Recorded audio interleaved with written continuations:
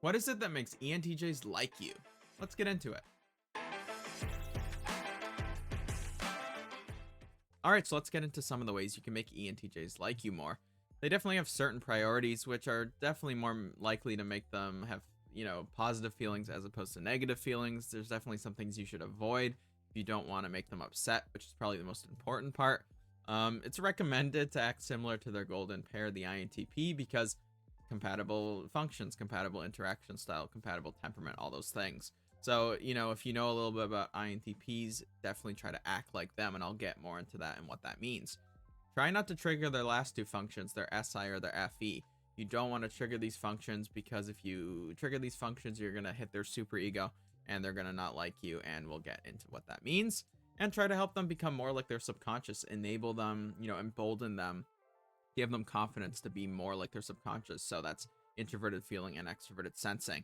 Help them express their feelings, help, stick around for them, be loyal to them, help them be, authentic and fun loving and in the moment, and they're going to like you more. So let's get into that. Some first impressions. So let's say you just meet an ENTJ. In general, ENTJs want others to support them in things. They want to lead themselves. They like to be diligent and go their own direction, do their own thing, take charge. And so they're not going to want you to, stomp out their freedom or subjugate them to things or control them or micromanage them. They want to have the space to do what they want and go their own direction. And so you want to give them that space and let them do their thing. ENTJs are extroverts and they want to make the first move in relationships. So you're not going to want to constantly pressure them, constantly pursue them if they don't want you. That's not a good idea. That's not what they want. They want to be given the space. You can kind of act in a more passive way and kind of, let them make the move, let them initiate with you, let them go after you in this situation. And just be around them, be a consistent force, be like a rock in their life, be that kind of person that's always there, so that in their mind they think of you as that person that's just like always there for them, and they're going to find that really attractive, and they're going to be more likely to go after you and pursue you and initiate and talk to you if they kind of see you as that person that's just there, because that's really important to them, because they're insecure about being abandoned or being betrayed or being, having that kind of trust, kind of, I guess betrayed is the best word. So yeah, you want to make sure that you're not doing that. You're not being slimy. You're not going behind their back. You're being consistent. When you say something to them, you say the same thing behind their back, and you have that kind of integrity. And respect and kindness will cause that love and commitment. It'll go a long way. Just listening to them, being respectful of their opinions, being kind, understanding their feelings, not, being rude or mean or dismissive of them, but understanding what they're going through, understanding how they feel is really important.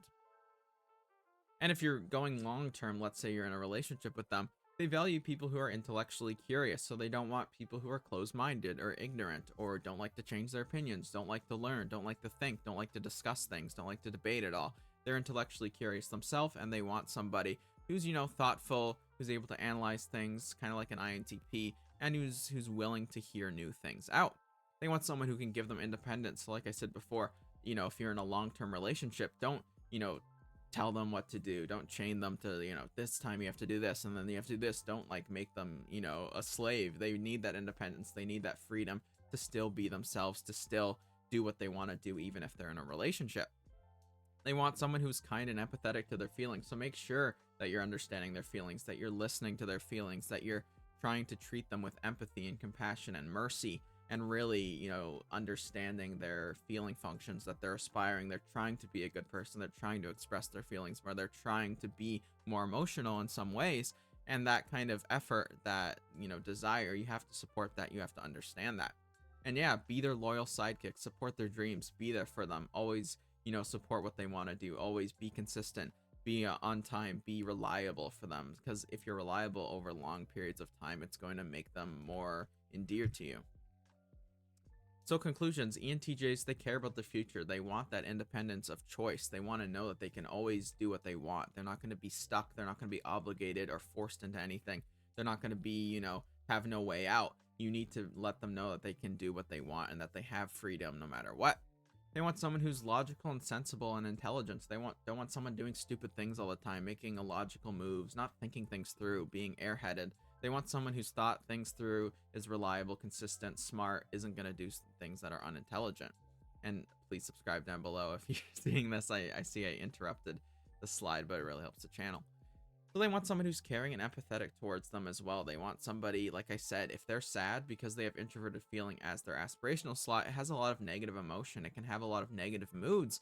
They don't want somebody who's going to dismiss that and not care about that. They want somebody who can be there when they're feeling down.